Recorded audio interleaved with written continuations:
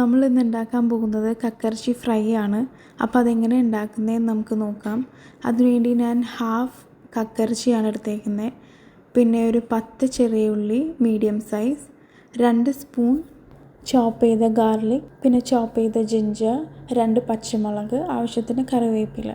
ആദ്യം നമുക്കൊരു പാൻ എടുത്തിട്ട് അതിലേക്ക് വാഷ് ചെയ്ത് ഒരു 2-3 ടൈംസ് എങ്കിലും വാഷ് ചെയ്ത് വെച്ചിരിക്കുന്ന കക്കയിറച്ചി നമുക്ക് അതിലേക്ക് ഇടാം.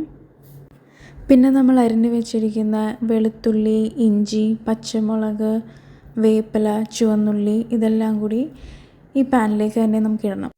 അടുത്ത് നമ്മൾ ആഡ് ചെയ്യാൻ പോകുന്നത് മസാലാസാണ്.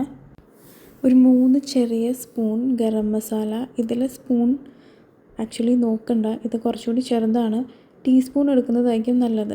അങ്ങനെയാണെന്നുണ്ടെങ്കിൽ 2 ടീസ്പൂൺ ഓഫ് ഗരം മസാല, അതുപോലെ തന്നെ 2 teaspoon of Kashmiri chilli, 1/2 teaspoon മഞ്ഞൾപ്പൊടി, പിന്നെ 2 ടീസ്പൂൺ മല്ലിപ്പൊടി. ഇനി നമുക്ക് ആവശ്യത്തിനുള്ള വെള്ളം ഇടാം. ഞാനിപ്പോൾ ഇവിടെ ആദ്യം 1 ഗ്ലാസ് ഒഴിച്ചു, എന്നിട്ട് ഞാനൊന്ന് നോക്കി. അപ്പോൾ ആക്ച്വലി വെള്ളം കുറച്ച് കുറവായിരുന്നു.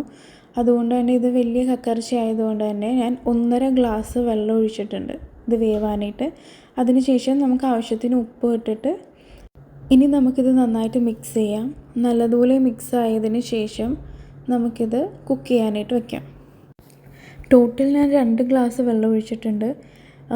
നമുക്കതിൻ്റെ ക്വാണ്ടിറ്റി നോക്കിയിട്ട് വേണം വെള്ളം ഒഴിക്കാൻ. ഇത് ഇച്ചിരി വലിയ കക്കയിറച്ചി ആയതുകൊണ്ട് തന്നെ 1.5 ഗ്ലാസ് വേണ്ടി വന്നു. ചെറുതാണെന്നുണ്ടെങ്കിൽ ഒരു ഗ്ലാസ് മതിയാവും. ഇനി നമുക്ക് ഗ്യാസ് ഓണാക്കി ഒരു മീഡിയം ഫ്ലെയിമിൽ നമുക്കിത് കുക്ക് ചെയ്യാനായിട്ട് വയ്ക്കാം. എപ്പോഴും അടച്ചു വെച്ച് വേവിക്കുന്നതായിരിക്കും നല്ലത്. അടച്ചു വെച്ചിട്ട് നമുക്കൊരു 5 മിനിറ്റ്സ് കഴിഞ്ഞ് പയ്യനെ തുറന്നിട്ട് ഒന്ന് മിക്സ് ചെയ്ത് കൊടുക്കാം. ഇനി നമ്മൾക്ക് കുറച്ച് കുരുമുളക് വേണം, അതൊന്ന് പൊടിച്ചെടുക്കാം. ഞാനിപ്പോൾ 2 സ്പൂൺ കുരുമുളകാണ് എടുത്തിരിക്കുന്നത്. അതൊന്ന് നന്നായി പൊടിച്ചെടുക്കാം. ഈ പൊടിച്ച കുരുമുളകും കൂടി നമുക്കിനി ഇതിലേക്ക് ആഡ് ചെയ്ത് കൊടുക്കാം. ഇനി നമുക്ക് വെള്ളം നന്നായി വറ്റുന്നത് വരെ ഇതൊന്ന് മിക്സ് ചെയ്തിട്ട് അടച്ചു വയ്ക്കാം. ഇതിടയ്ക്കൊന്ന് തുറന്ന് നോക്കണം എത്രത്തോളം വെള്ളം വറ്റിയെന്നറിയാനായിട്ട്. ഈ ഒരു ടൈം ആകുമ്പോൾ നമുക്ക് കുറച്ച് വെളിച്ചെണ്ണ ഒഴിച്ചു കൊടുക്കാം. വെളിച്ചെണ്ണ തന്നെ യൂസ് ചെയ്യണം, സൺഫ്ലവർ ഓയിൽ യൂസ് ചെയ്യരുത്. ഞാനിപ്പോൾ ഈ ഒരു കയ്യിലിൻ്റെ 2 കയ്യിലോളം വെളിച്ചെണ്ണ ഞാൻ ആഡ് ചെയ്യുന്നുണ്ട്. ഇനി ഇതിലേക്ക് നമുക്ക് കുറച്ച് കറിവേപ്പില കൂടി ഇടാം.